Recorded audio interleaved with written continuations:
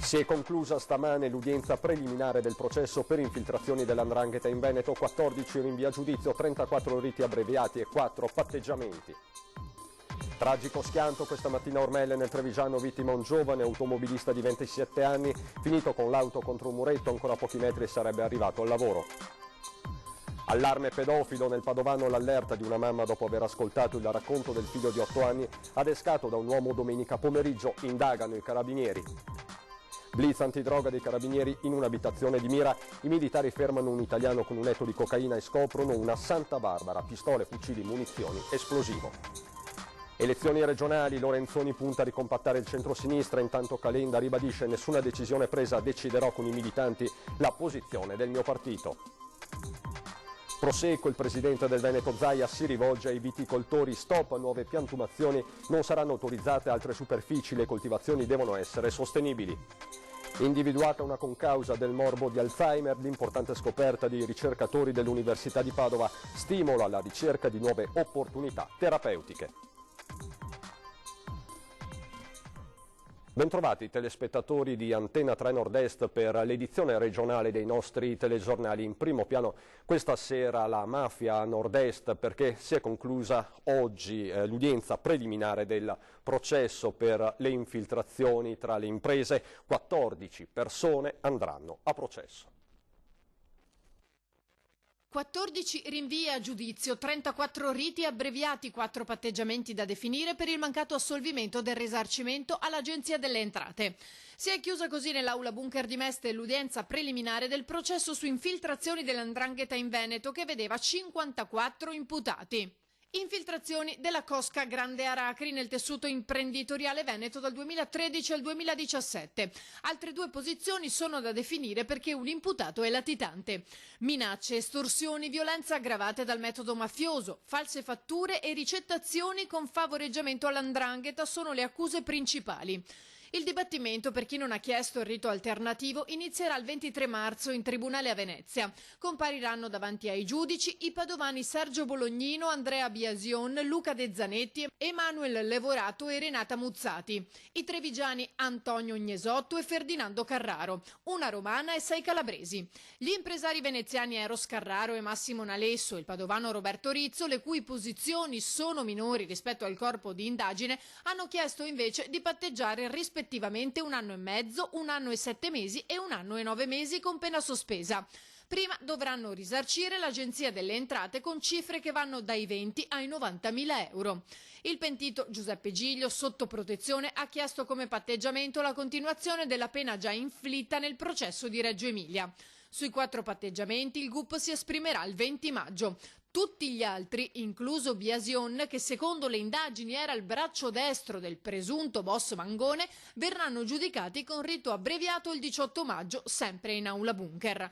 3 sono gli imprenditori che si sono costituiti parte civile, così come la Regione, la Presidenza del Consiglio dei Ministri, l'Agenzia delle Entrate e il Ministero dell'Interno.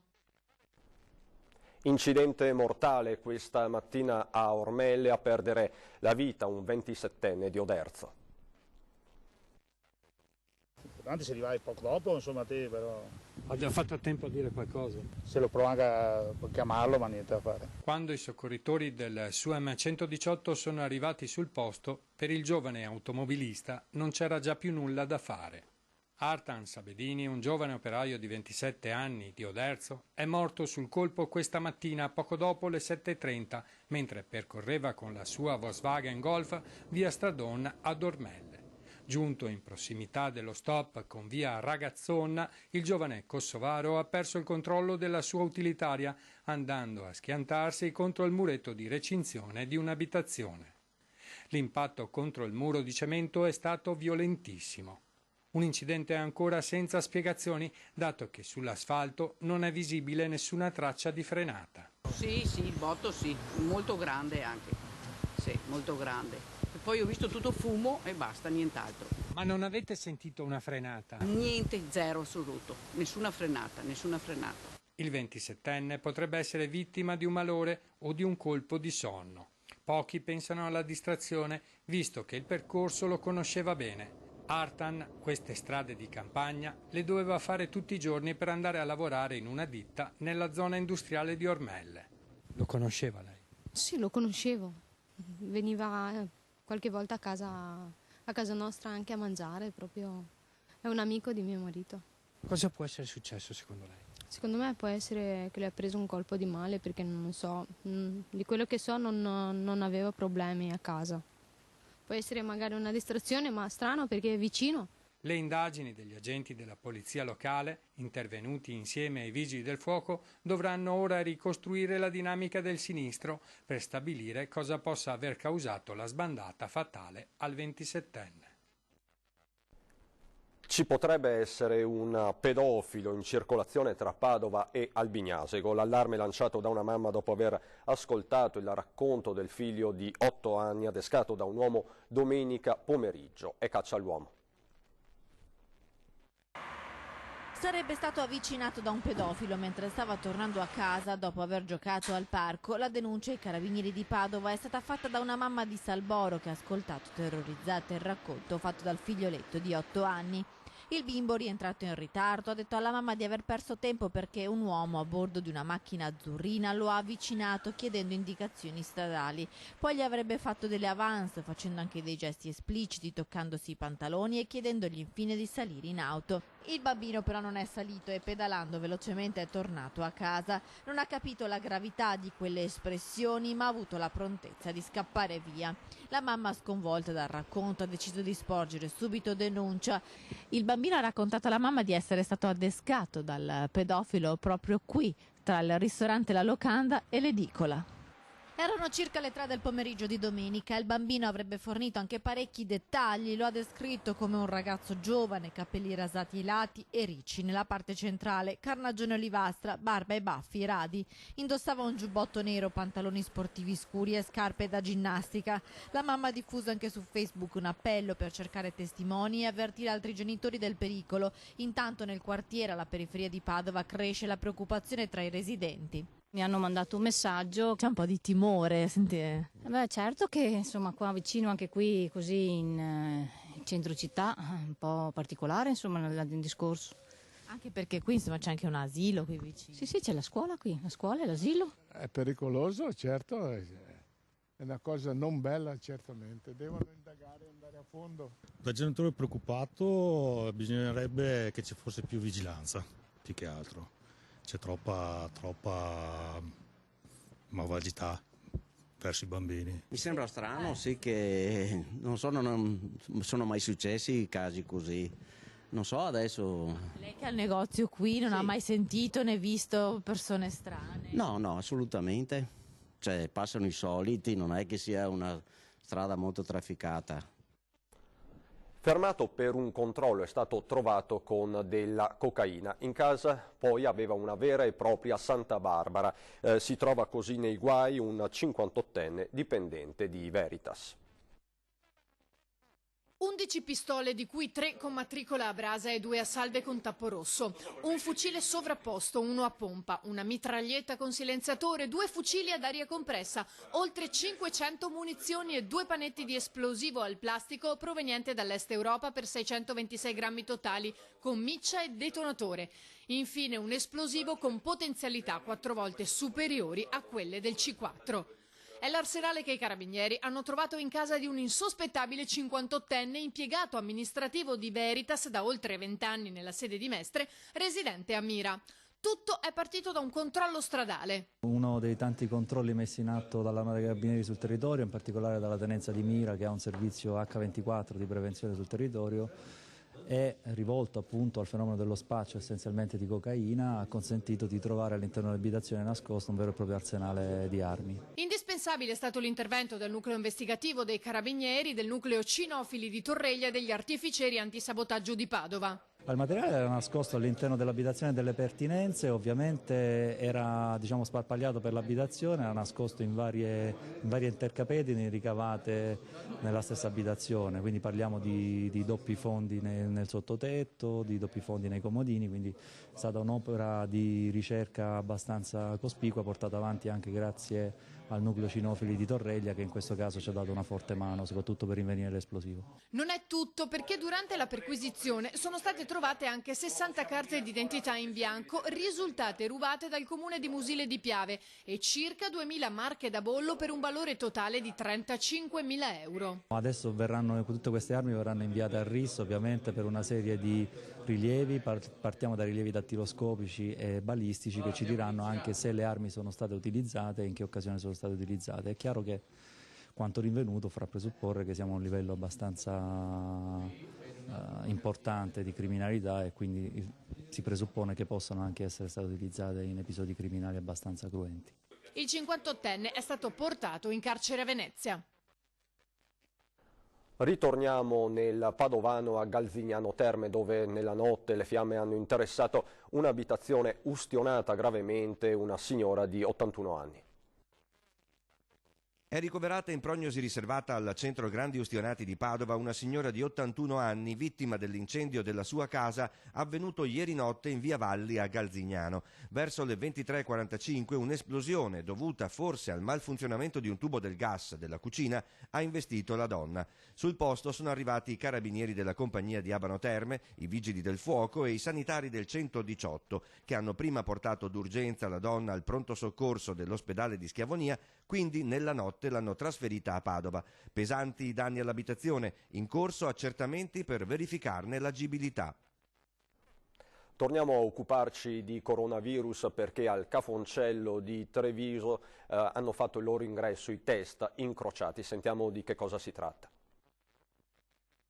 E tranquillizzo tutti i trevigiani perché noi facciamo un piccolo test che fa uno screening tra l'influenza e il coronavirus, per cui non ci sono problemi, riusciamo a individuare subito che è influenza e quindi li portiamo in reparto e poi li curiamo. Test incrociati sui pazienti che arrivano al Cafoncello con sintomi influenzali. È questa la nuova frontiera della lotta al coronavirus da parte della sanità trevigiana, in particolare dell'unità operativa di microbiologia guidata da Roberto Rigoli. 300 le analisi finora effettuate, così da scongiurare qualsiasi dubbio. Certo, resta l'emergenza planetaria, ma il direttore generale dell'ULSS 2 si professa ottimista, commentando le parole della virologa Ilaria Capua, che ha previsto una diffusione consistente del virus anche in Italia. Massimo rispetto ovviamente per la dottoressa Capua, che è una persona, un leader a livello della virologia internazionale.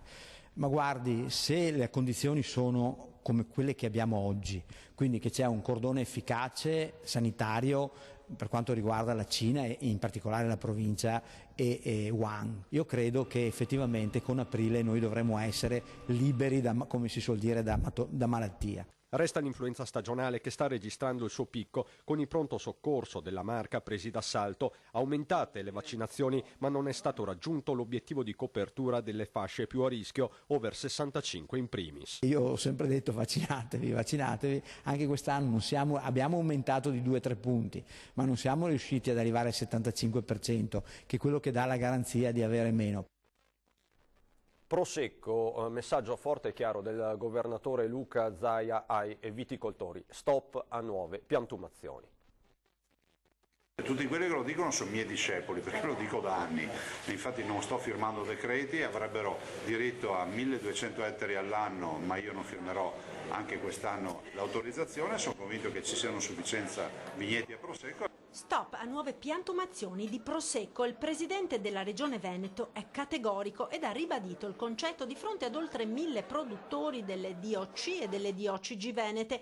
A 10 anni dal decreto ministeriale che ha tutelato l'uso esclusivo del termine Prosecco all'area delle colline di Conegliano e Valdobbiadene e delle 5 province venete di Treviso, Venezia, Padova, Vicenza e Belluno, oltre alle 4 province del Friuli Venezia Giulia, i viticoltori del Veneto hanno conquistato il mercato mondiale alimentare, separando la denominazione del vino, Prosecco, da quello della varietà della vite, Glera, oggi nel mondo vengono vendute oltre 600 milioni di bottiglie, più dello champagne. Ora la tutela del prodotto, secondo Zaia, passa attraverso lo stop a nuove piantumazioni per la valorizzazione UNESCO dei 9.700 ettari dell'area collinare tra Conegliano e Valdobbiadene.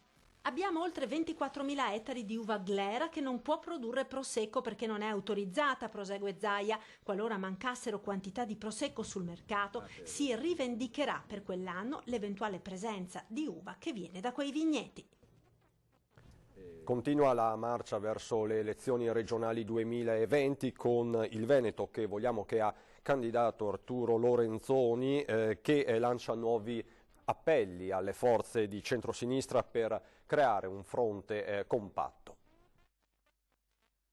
Sono giornate cruciali per chiudere ulteriori alleanze e allargare così il fronte del centro-sinistra alle prossime regionali. Arturo Lorenzoni, candidato designato nelle prossime ore insieme al gruppo del Veneto che vogliamo, si incontrerà con il PD. Le porte sono aperte a tutti, nonostante i renziani di Italia Viva abbiano manifestato la volontà di correre in solitaria insieme a Più Europa. Un progetto politico che mira sia alle regionali prossime, ma serve anche a costruire una piattaforma programmatica resistente e duratura nel tempo che poi si confronterà con gli altri appuntamenti elettorali. Ad oggi registriamo questo, l'obiettivo è quello di allargare il campo, il recinto dell'alleanza coinvolgendo tutte le forze politiche presenti sul territorio, socialdemocratiche, riformiste, progressiste. Ex assessore di Padova, Marco Carrai ha partecipato alle fasi di costruzione del movimento civico del Veneto che vogliamo. Ora, se Arturo Lorenzoni dovesse dimettersi dal ruolo di vice sindaco, in molti lo danno come candidato papabile per un posto da assessore in vista di un rimpasto di giunta a Padova.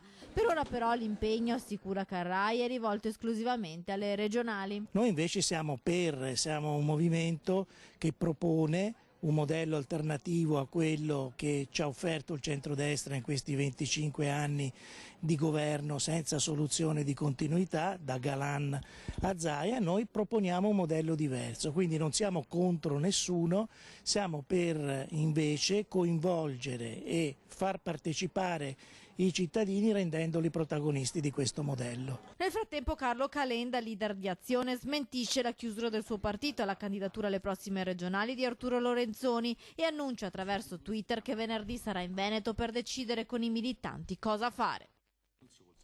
Intanto in Consiglio regionale a Venezia prende consistenza tra le opposizioni il gruppo che propone un referendum confermativo per le modifiche recentemente apportate allo Statuto regionale. Assolutamente inaccettabile che lo statuto che era stato approvato all'unanimità sia stato in qualche modo sporcato da un voto solo di maggioranza e come consiglieri dell'opposizione abbiamo una possibilità, quella di richiedere un referendum su questa materia. Sono arrivati a 7 firme di consiglieri regionali. Ne mancano 4 perché si possa indire un referendum contro la modifica di statuto regionale che introduce dalla prossima legislatura l'incompatibilità tra la carica di assessore e quella di consigliere. Assessori esterni, sostengono dall'opposizione, significa sostanzialmente 10 consiglieri in più, non eletti e con maggiori costi per la collettività. Ad aderire alla proposta lanciata dai consiglieri regionali del coordinamento 2020 Piero Ruzzante, Patrizia Bartelle e Cristina Guarda, il Movimento 5 Stelle. Abbiamo sostenuto la proposta lanciata da Piero Ruzzante e dal suo gruppo di chiedere la firma di un quinto dei consigli regionali al fine di poter proporre un referendum in modo che siano i cittadini a scegliere se vogliono avere maggiori costi per la gestione del Consiglio regionale e quindi avvallare la proposta di Zaia che è quella di aumentare di 10 consiglieri il numero appunto di rappresentanti in Consiglio regionale del Veneto. Secondo Veneto 2020 e Movimento 5 Stelle, con la modifica allo Statuto regionale si è rotto l'ampio patto costituente del 2012. Per questo la parola deve tornare ai cittadini. Per questo serve un referendum confermativo delle modifiche. È un peccato perché nel corso di questi anni avevamo lavorato per la riduzione dei costi del Consiglio, per la riduzione del numero dei consiglieri. Sono 10 consiglieri in più di fatto, assessori, che vengono attribuiti alla maggioranza. E su questo, come consiglieri dell'opposizione, chiederemo che i cittadini possano esprimersi. E per noi adesso c'è la pubblicità dopo.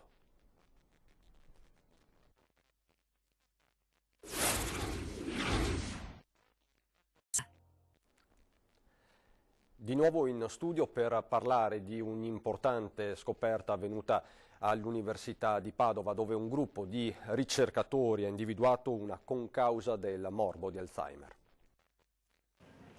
Un'alterata produzione di energia a livello cellulare sarebbe questa, secondo i ricercatori dell'Università di Padova, una delle cause che scatena il morbo di Alzheimer. Gli studiosi padovani del Dipartimento di Scienze Biomediche hanno individuato il meccanismo tramite il quale il mitocondrio, ovvero la centrale energetica della cellula, non funziona come dovrebbe, compromettendo così alcuni processi fondamentali della cellula nervosa.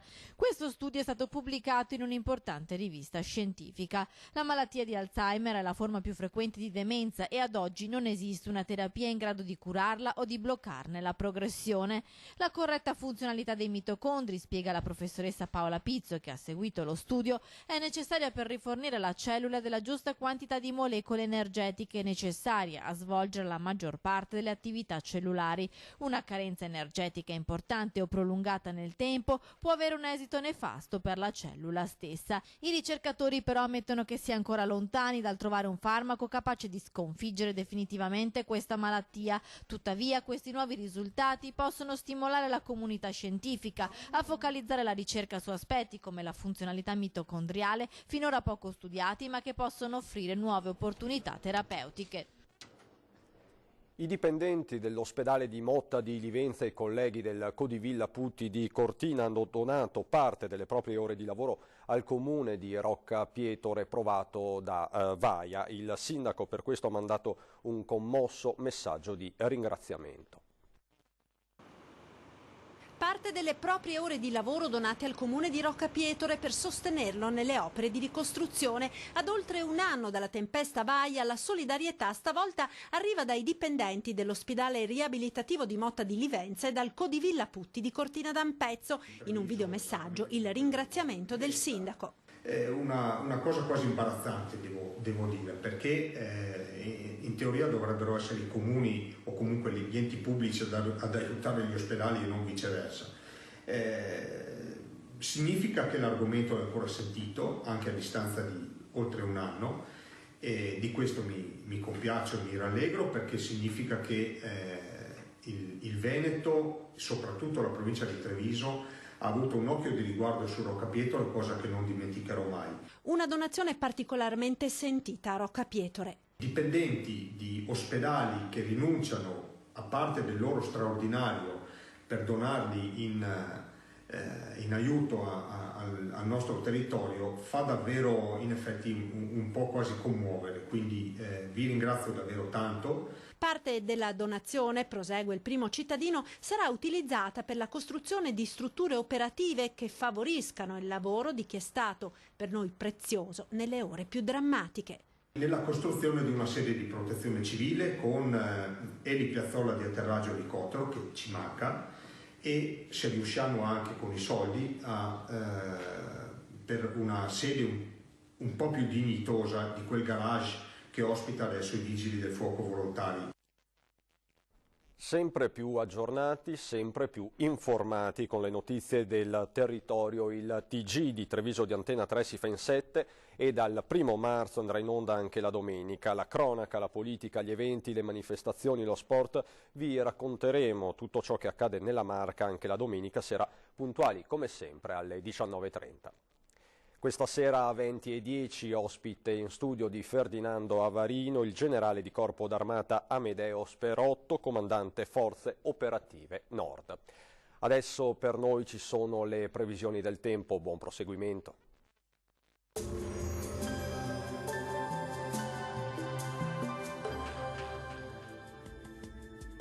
Benvenuti al meteo. Venti di maestrale sul nostro territorio, tempo comunque sempre in genere stabile e asciutto. Il dettaglio di mercoledì 19 febbraio. Sul Veneto sarà una splendida giornata soleggiata, il cielo infatti si presenterà al massimo poco nuvoloso, non si escludono tuttavia nubi basse e locali nebbie al mattino sulle aree pianeggianti. Vediamo anche le temperature minime tra -2 e 4 gradi, massime invece tra 9 e 13 gradi all'incirca. Ci spostiamo ora sul Friuli Venezia Giulia, sole su tutti i settori, solo per qualche addensamento sulle zone alpine, anche con qualche piovasco associato. Temperature minime tra 1 e 6 gradi, massime invece tra 11 e 13 gradi.